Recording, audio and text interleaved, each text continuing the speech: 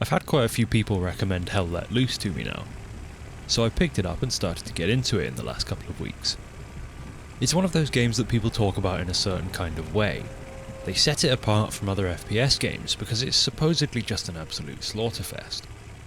You expect to go into it and just fall over 100 times before you find your rifle, but it's not really that bad. Even the game warns you when you're about to go into your first match, like, don't worry if you die a lot. Most people do. The first game I loaded into, I actually did just fine. I joined a squad and loaded in as a rifleman, got my settings sorted out how I wanted, ran into a building a little ways back from the conflicted point and shot some people out the window before experiencing the zook. And then I quit out of the game since, to be honest, I was just jumping in to set things up and test my recording settings. Still, it's a pretty good first impression, and it certainly wasn't the crawl fest I was expecting given how people talk about the game.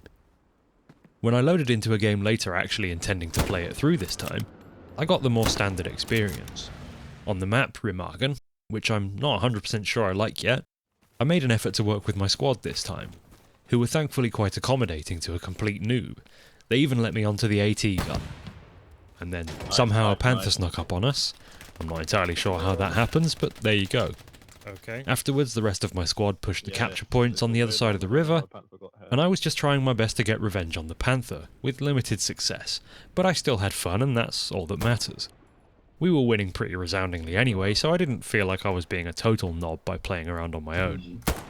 I don't know that I've ever played a game with a better VoIP experience, both in terms of the actual audio quality as well as the human quality.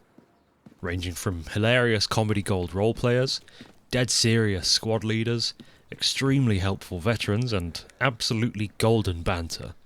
Of course you get the odd wrong un, but it's still absolutely more often than not a really good bunch of people on voice chat. An OP up at the logging camp. Okay, here we go again. Done this before. And we'll do it again. I don't want to do it again. Fight or be forgotten. That's it. Rousing talk. Well, if you knew Care in real life, you'd be fucking shooting him. Come on, man. Yeah, well, if you knew Ian. Nobody knows who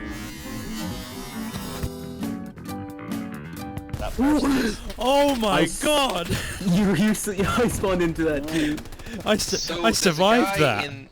Wait, what? There's a guy up on that hill. I spawned to a massive explosion. Somebody was waiting with a zooka, they just fucking zooked the spawn. Speaking of human quality, if you're enjoying mine so far, subscribe to the channel and I'll give you more of it. YouTube might even let you know when I upload. Probably not though. Still, just do it for me.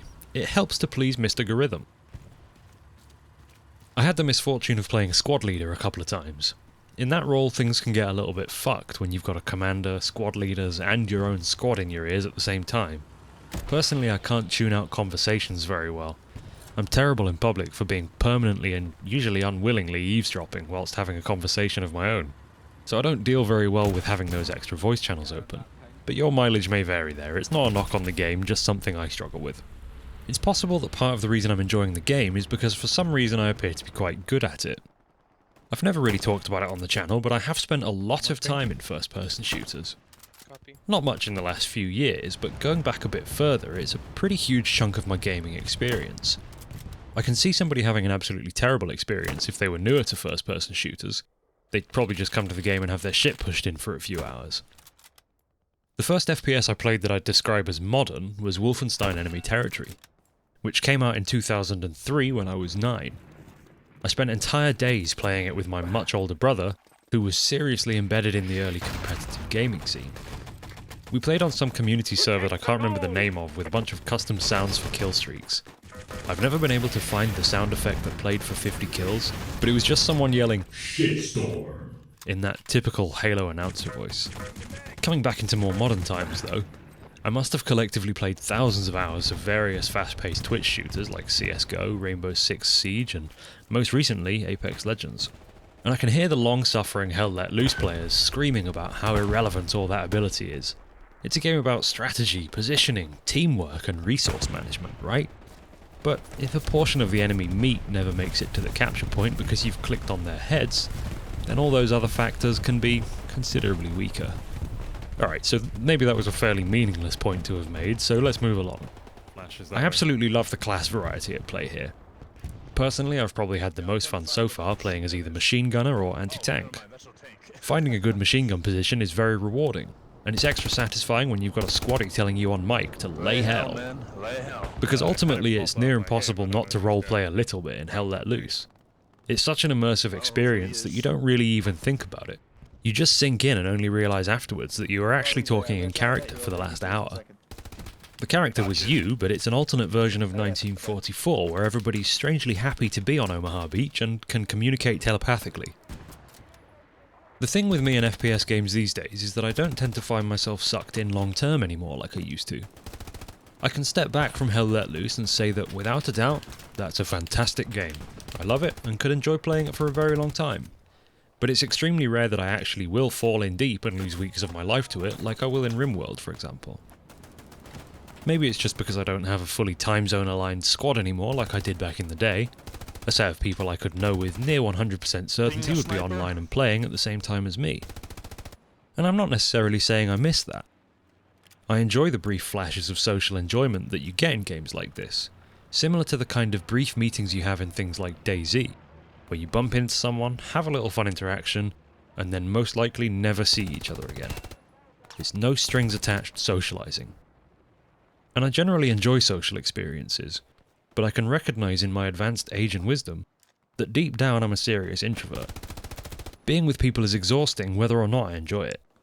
It's part of why I've never been able to stick to streaming long term, because even though I like the interaction and the strange social element that comes with being live to an audience, I come away feeling like I've done hard physical labour. And I only bring that up because I get a tiny little bit of it when I'm playing Hell Let Loose. The social element of the game is just mandatory enough to wear me down a bit with every game. Maybe that's a weird take, I don't know, let me know. Those social manipulation games like Secret Hitler or Werewolf never hit with me for the same reasons, I think. From a technical standpoint, my early impression is that the game's a masterpiece.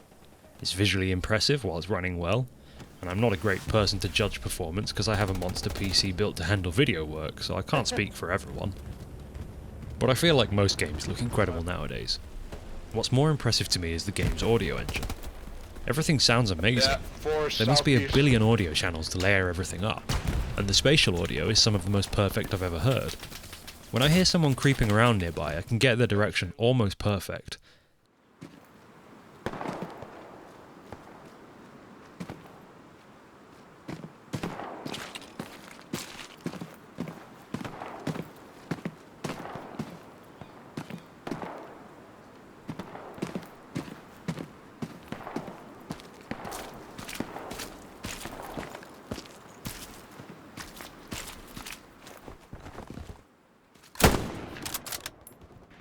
After playing some games like Tarkov that would just frustrate me with completely botched audio engines, it's such a relief.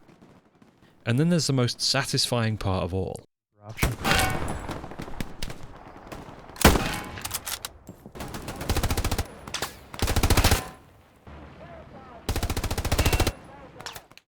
That headshot sound is one of the most rewarding bits of audio design I've ever heard.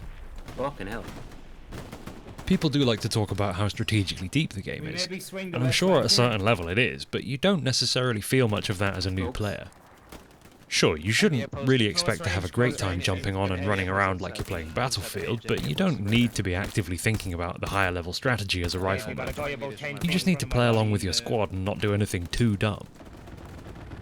I still don't really know exactly why I'm building resource nodes when I play as an engineer, aside from the fact that it gives me a constant source of XP that I can take with me to other classes.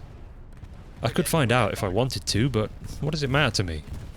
I've got no ambitions of a comfy position in command, and the game is smart enough to incentivize doing it by giving me points. I'm going to end up calling this video something to do with the new player experience, because that's what I am, so that's all I can speak to. I've played it for somewhere around 25 hours now, but this is the kind of game that wereaboos will play for a huge portion of their waking lives, so it's fair to call a playtime like 25 hours new. So, as a new player, my experience has been pretty good. However, I think that if I were looking at the game thinking that I'd love to take on a more complex role, be it recon, armor, or even command, then I suspect it would be much worse. The amount of abuse that newer players get in these roles is wild. It seems like you're basically expected to have an experienced person watching over your shoulder while you learn how to play a complex role. If you want to work the artillery, you're expected to be pretty much perfect off the bat. And to be fair, the reason for that is that these roles are pivotal to winning the game. I don't see much of that at the squad level. I've had games where the squad's medic is actively coaching a squad leader who's completely new to the role in a very friendly and welcoming way, whilst simultaneously ruthlessly bashing a poor artillery newbie in the text chat to the point that they quit the match. It's pretty insane to make this game so well and not have a more comprehensive tutorial.